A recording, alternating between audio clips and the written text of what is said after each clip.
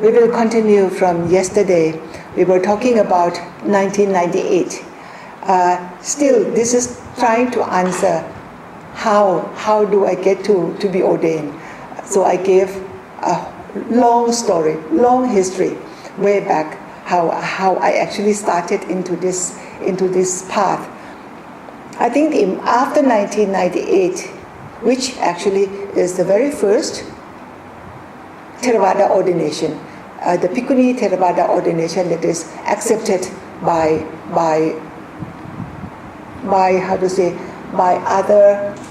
other channels as well. In my life, now I come back to my life, even in 1998, I was not thinking of ordination myself. In spite of the fact that here in our temple, because my mother was then getting old and everybody was expecting that I would become ordained and take care of this temple after her, which I did not accept that idea. This ordaining life is a very committed life. And unless you yourself is committed, unless I am committed to this path, I cannot be ordained simply to satisfy others' expectation. So the tug of war went on for some time. And one time I said that I cannot be ordained simply because my mother was ordained. I have to be committed to ordination. At this point, my mother was sad. She did not quite understand what I meant, and she thought that, oh, mother is not important to you after all. But it was not my point. My point of leading a committed life, it cannot be only because your mother was ordained. If my mother was ordained and that was the only reason why I must be ordained, in that case, suppose if my mother passed away, then there is no more inspiration for me to be ordained, then I will leave the Sangha, which again is not the point. Ordination, I take ordination very seriously. It's a total commitment that you have to give up many things that you might be attached to.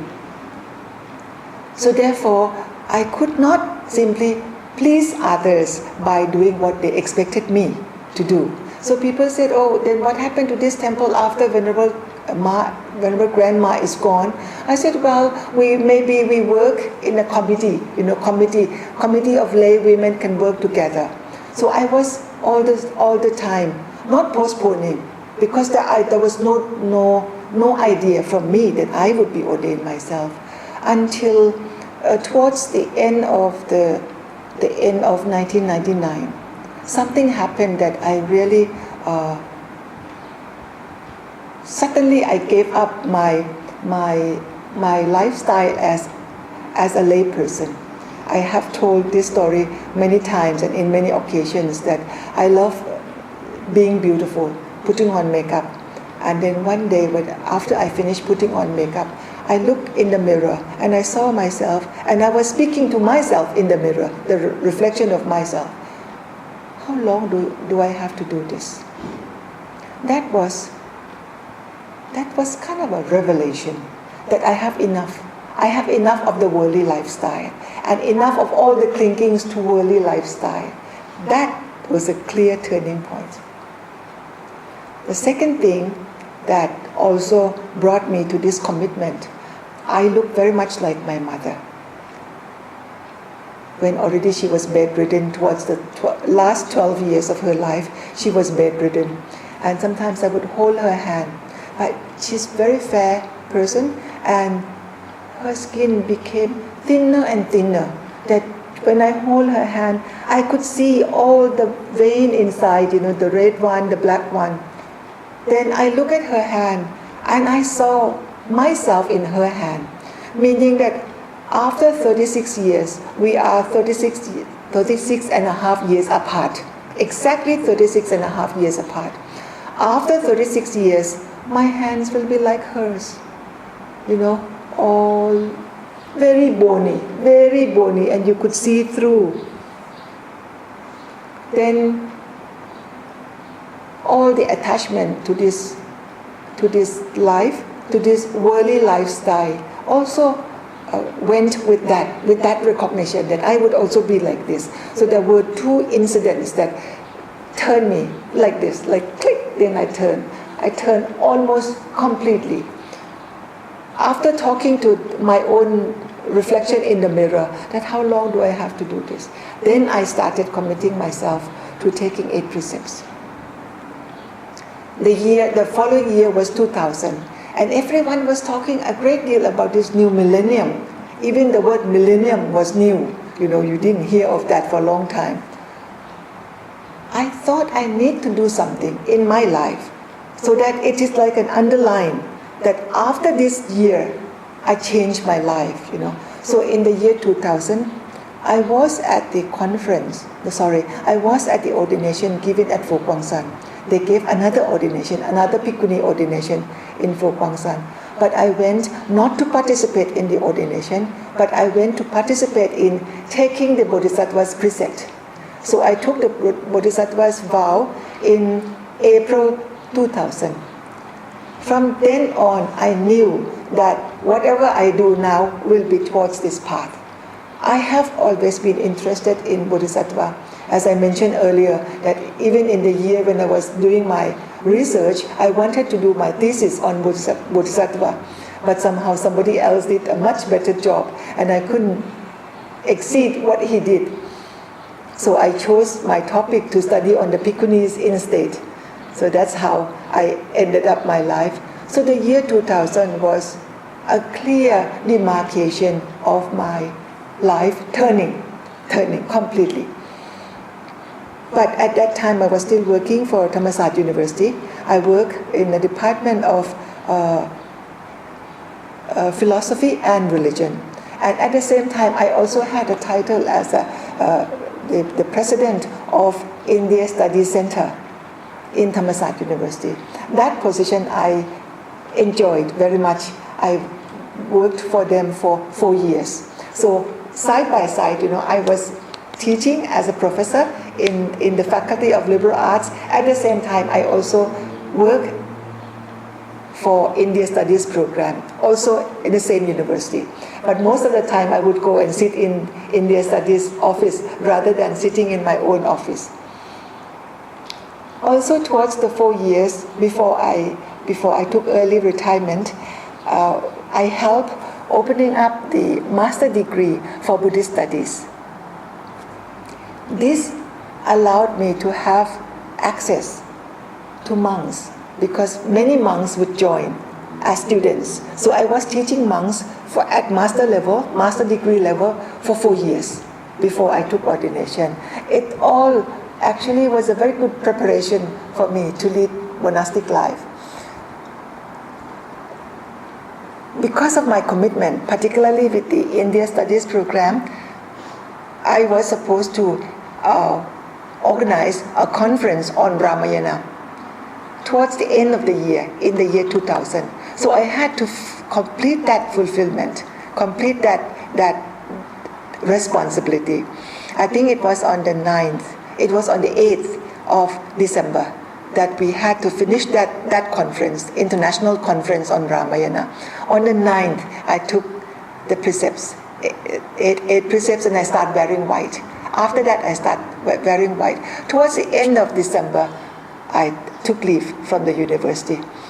And beginning 2001, that was a time when I was looking for which tradition should I be ordained.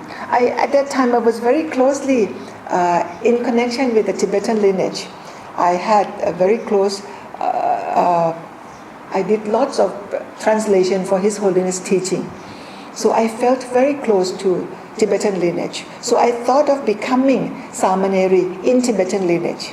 But then of course Tibetan lineage, they don't have fully ordained. So I imagined myself that I would remain as a Tibetan Samaneri for 2 years, and then again I have to change the color of the robe, and here Thai people would be confused, what is this woman doing, So at that time, the ordination of the Bhikkhunis in Sri Lanka is already established and strengthened since the year 1998 that we know. By that, only only 2 years after that, because I took ordination in the year 2001, very early in February. I meant to be ordained on Magha Puja, but all the senior monks were so busy in their own temples. So I shifted 2 days earlier. The person, I have to mention this, the person who actually helped me organize everything was Madame Ranjani de Silva. She was working for Sakayatida Sri Lanka, my very dear Dharma sister. So she organized everything for me. And I was ordained in Tapotharan Ramaya.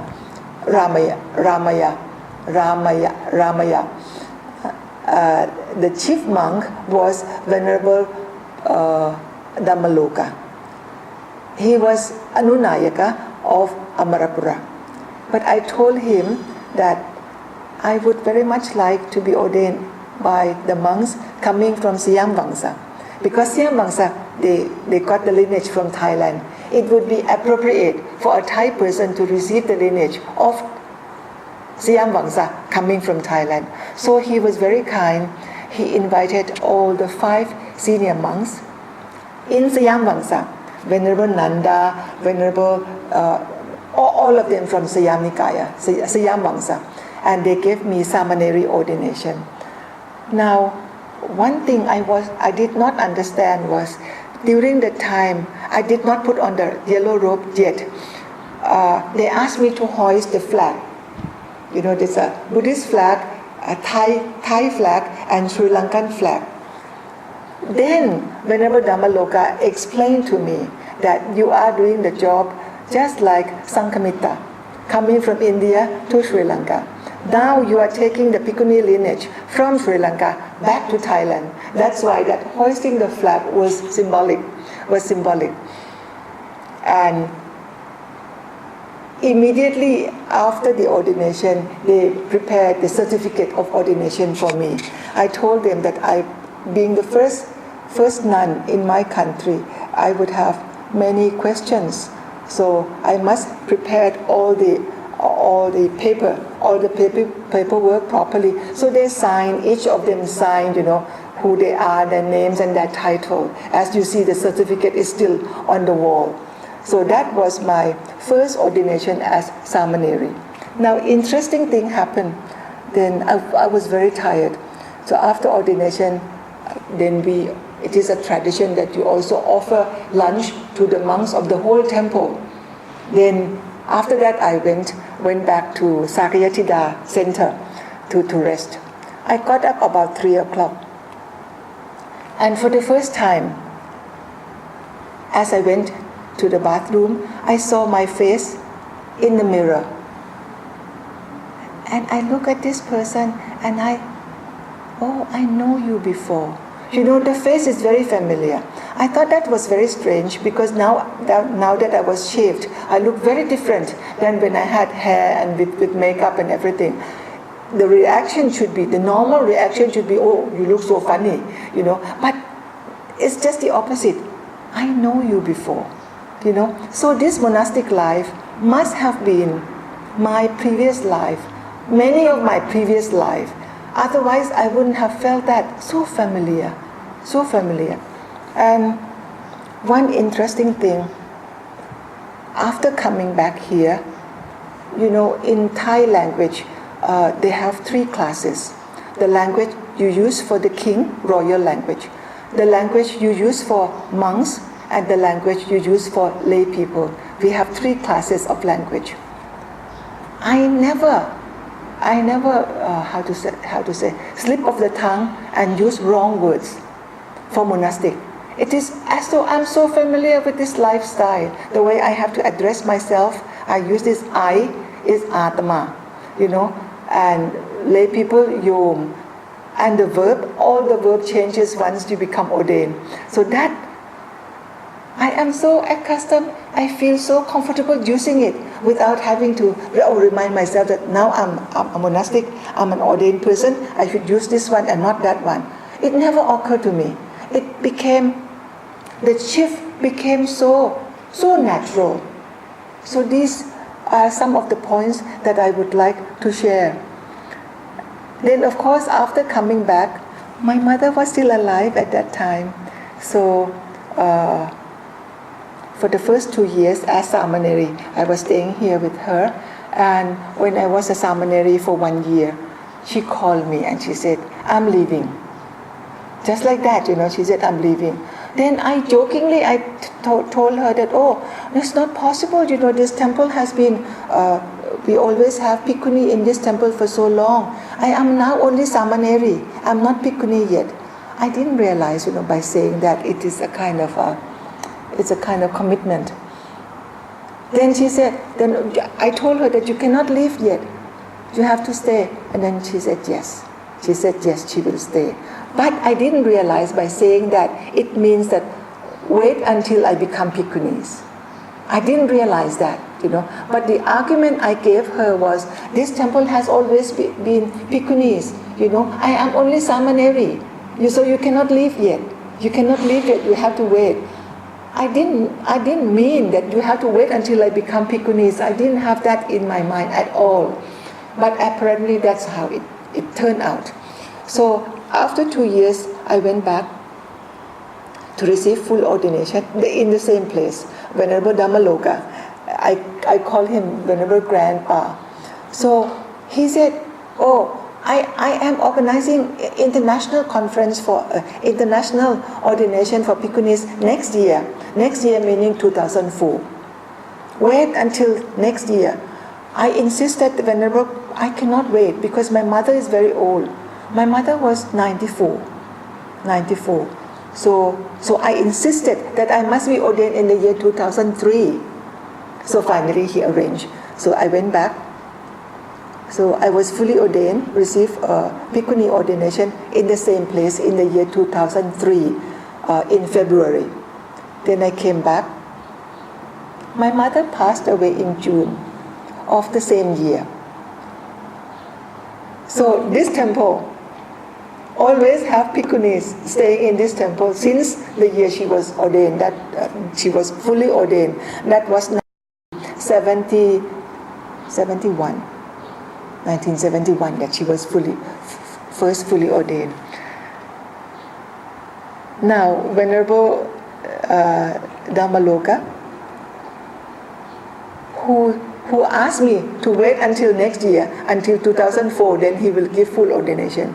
He himself passed away on the 31st of December 2003. So this is really anicca, this is really impermanent. So it was good that I actually asked that he gave me ordination in that year because he himself also did not stay. Now, this something,